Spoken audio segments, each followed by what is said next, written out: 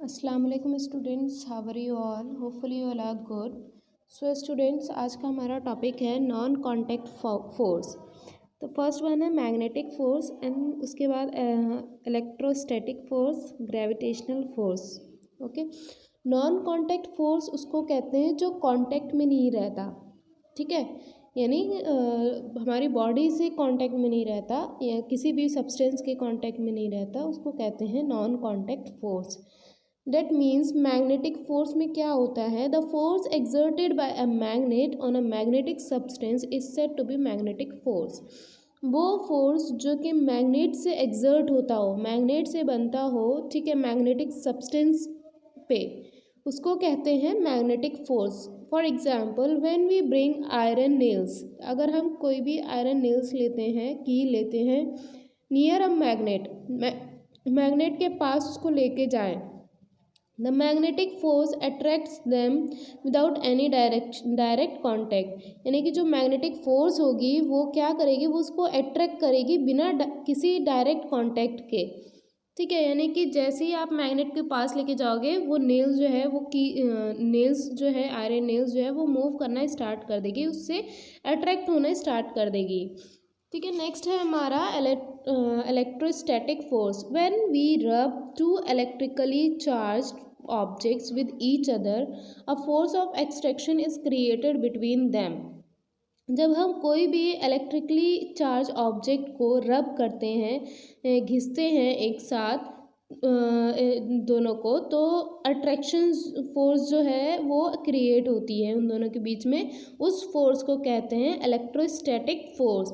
जैसे कभी कभी क्या होता है, ठंडियों में अगर हम सिल्क के कपड़े पहन लेते हैं, हमारे बॉडी में कभी कभी वो कपड़े चिपकने लगते हैं ना, तो वो भी एक इलेक्ट्रोस्टैटिक फोर्स होता है. यानी कि रब होने के बाद वो हमारी बॉडी में उसका चिपकना, अट्रैक्शन फोर्स क्रिएट करना, उसको कहते हैं electrostatic force. For example when we rub a balloon with a woollen cloths, अगर हम बलून को वुलन क्लोथ से रब करेंगे, electrical charges are produced on both of them. Electrical charges जो हैं वो स्टार्ट हो जाएंगे प्रोड्यूस होना, और उसमें अट्रैक्शन फोर्स जो है वो बननी स्टार्ट हो जाएगी. Lightning is another simple example of electrostatic force. ऐसे ही लाइटनिंग जो है वो दूसरे एग्जाम्पल है इलेक्ट्रोस्टैटिक फोर्स का. Next one is gravitational force. अब ग्रेविटेशनल फोर्स किसको कहते हैं? Gravitational force any freely falling object और any object thrown in the air gets extracted towards the centre of the earth by a force which is called as the gravitational force. यानी कि कोई भी freely falling object जो होता है, किसी भी ऑब्जेक्ट के ज़रिए वो कोई भी ऑब्जेक्ट जो है वो थ्रोन किया जाए एयर में, ठीक है, और वो सेंटर, अर्थ के सेंटर पे ही वो अट्रैक्ट करता हो, यानी किसी भी फोर्स के ज़रिए, वो कहलाता है ग्रेविटेशनल फोर्स. जैसे a basket when thrown into the net falls back on the ground due to the gravitational force. यानी कि बास्केट बॉल है तो वो भी अगर हम थ्रो करेंगे, फेंकेंगे, ठीक है, तो भी वो ग्राउंड पे ही आएगा वापस, वो हवा में नहीं रहेगा. ठीक है, वो ग्राउंड पे उसको गिरना है. क्यों? क्योंकि ग्रेविटेशनल फोर्स है अर्थ में. Okay. Ibn Haytham was the first to discuss about the theory of attraction. यानी कि इब्न अल हैथम जो थे, उन्होंने पहला डिस्कशन जो किया था वो थ्योरी ऑफ अट्रैक्शन पे किया था, कि कैसे दो ऑब्जेक्ट्स जो हैं वो अवेयर करते हैं about the magnetic of acceleration due to gravity at the distance. He wrote a book मकला करस्तुन is on the centre of gravity. यानी कि उन्होंने बुक लिखी मकला फिल करस्तुन, that means on the center of gravity. In this book he formulated the theory about how the heaviness of objects varies with their distance from the center of the earth. यानी कि उन्होंने उसमें ये formula दिया, ये formulate किया theory को, कि कैसे हैवीनेस ऑब्जेक्ट्स जो हैं वो वेरी करते हैं अपने डिस्टेंस से. ठीक है, जो सेंटर है अर्थ का, यानी कि ग्रेविटेशनल फोर्स से, उसको कैसे वेरी किया जाता है. Now, Isaac Newton was influenced by Ibn al-Haytham's work, which later gave rise to Newton's law of motion. यानी कि इसाक न्यूटन जो थे वो बहुत ज़्यादा इन्फ्लुएंस्ड हुए इब्न अल-हैथम के काम से, और उसको फिर बाद में न्यूटन्स लॉ ऑफ मोशन करार दिया गया। यानी कि बाद में इब्न अल-हैथम, आप अदर बुक्स में पढ़ेंगे ना, तो ये सारे नाम जो हैं, जो यानी जो मुसलमानों ने पहले कर दिया है, ठीक है, उसको मुसलमान को क्रेडिट नहीं दिया जाता है, यानी कि वो फिर दूसरे लोग उसका क्रेडिट लेके चले जाते हैं। मतलब जब वो उन पे वर्क करते तो उनका क्रेडिट जो है उनको मिल जाता है। ऐसे ही इब्न अल हैतम का वर्क था वो, लेकिन इसका क्रेडिट किसको आज तक दिया जाता है? इसाक न्यूटन्स लॉ कहा जाता है, जबकि इसको पहले से जो बताया गया वो इब्न अल हैतम ने बताया था। फिर उसके बाद Al-Khazini worked on the theory of center of gravity and was the first to apply it to three-dimensional bodies.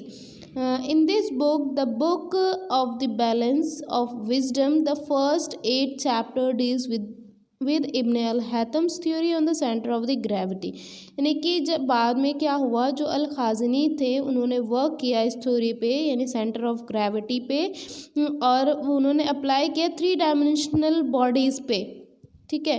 और फिर अपनी बुक में the book of the balance of wisdom में उन्होंने 8 चैप्टर्स जो थे वो किस पे थे? इब्न हैतम्स की जो थ्योरीज थी उन पे थे, और बाकी फिर उन्होंने डिस्क्राइब किया था।